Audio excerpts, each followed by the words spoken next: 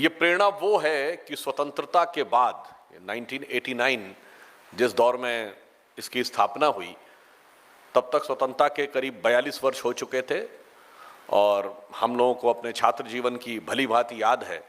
तब कई बार हम लोग एक गीत गाया करते थे कि उगा सूर्य कैसा कहो मुक्ति का ये, उजाला करोड़ों घरों में न पहुंचा, खुला पिंजरा है मगर रक्त अवधि थके पंछियों के परों तक न पहुंचा। तो अब इस कार्यक्रम में आया प्रेरणा से चलता है। ये प्रेरणा वो है कि स्वतंत्रता के बाद 1989 जिस दौर में इसकी स्थापना हुई, तब तक स्वतंत्रता के करीब 42 वर्ष हो चुके थे और हम लोगों को अपने छात्र जीवन की भली भांति याद है। तब कई बार हम लोग एक गीत गाया करते थे कि उगा सूर्य कैसा कहो मुक्ति का ये, उजाला करोड़ों घरों में न पहुंचा, खुला पिंजरा है मगर रक्त अवधि थके पंछियों के परों तक न पहुंचा।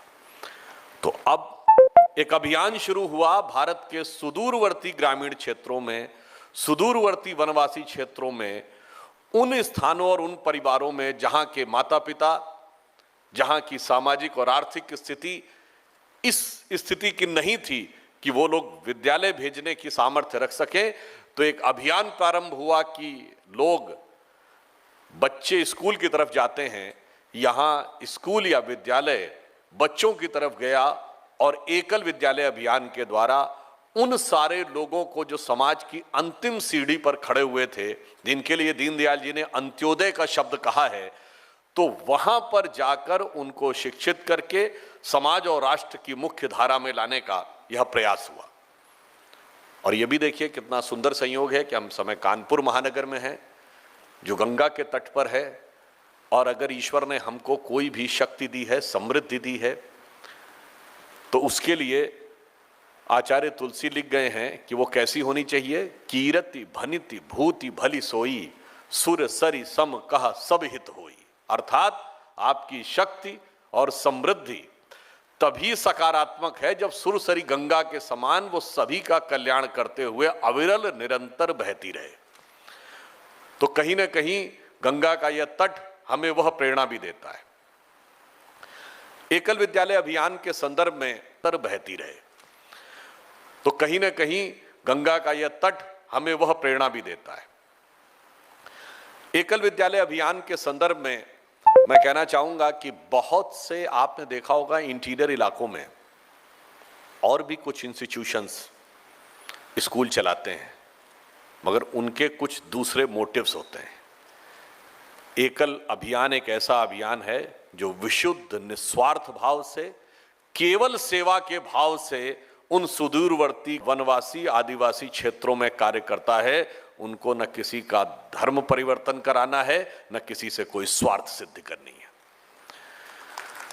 और सिर्फ शिक्षा ही नहीं, इसी के साथ साथ जो संस्कार और विचार देने का कार्य एकल विद्यालय करता है, वो अपने आप में बहुत महत्वपूर्ण है। मैं इस संदर्भ में याद दिलाना चाहता हूं कि महात्मा गांधी ने जब देश की स्वतंत्रता का एक पूरा वैचारिक अधिष्ठान रखा, तो उन्होंने अपनी एक पुस्तक जो 1909 में उन्होंने लिखी थी, अगर आप में से बहुतों ने पढ़ा होगा या किसी ने नाम सुना होगा, हिंद स्वराज। हिंद स्वराज में पूरा खाका है कि यदि देश स्वतंत्र होगा तो स्वराज की अवधारणा क्या होगी। उन्होंने बहुत साफ कहा कि हम ब्रिटिश राज से मुक्त होना चाहते हैं और खुद ब्रिटेन की नकल बनना चाहते हैं, स्वराज नहीं हो सकता। और वो प्रश्नोत्तर के माध्यम से, मतलब उसमें गांधी जी एक प्रश्नकर्ता के रूप में प्रश्न पूछ रहे हैं और फिर उत्तर दे रहे हैं। और उसमें उनसे एक प्रश्न पूछा जाता है कि बापू, भारत का एक गरीब किसान है जिसके पास 2 जून का ढंग से रोटी खाने का भी पैसा नहीं है, जिसका भविष्य आर्थिक अनिश्चितता में बहुत समस्याग्रस्त दिख रहा है, उसे देखकर आपको भारत के भविष्य के प्रति चिंता नहीं होती है? तो हिंद स्वराज में गांधी जी का उत्तर है, मुझे उसे देखकर भारत के भविष्य के प्रति चिंता उतनी उत्पन्न नहीं होती जितने पढ़े लिखे लोगों को देखकर होती है। उन्होंने कहा उसका कारण यह है कि यदि पढ़े लिखे लोग मूल्यों की शिक्षा से अलग हट गए और स्व पर केंद्रित होते चले जा रहे हैं, जो पश्चिमी शिक्षा उनको सिखा रही है, तो यह भविष्य में हमारे लिए ज्यादा बड़ी चुनौती बनकर आने वाला है।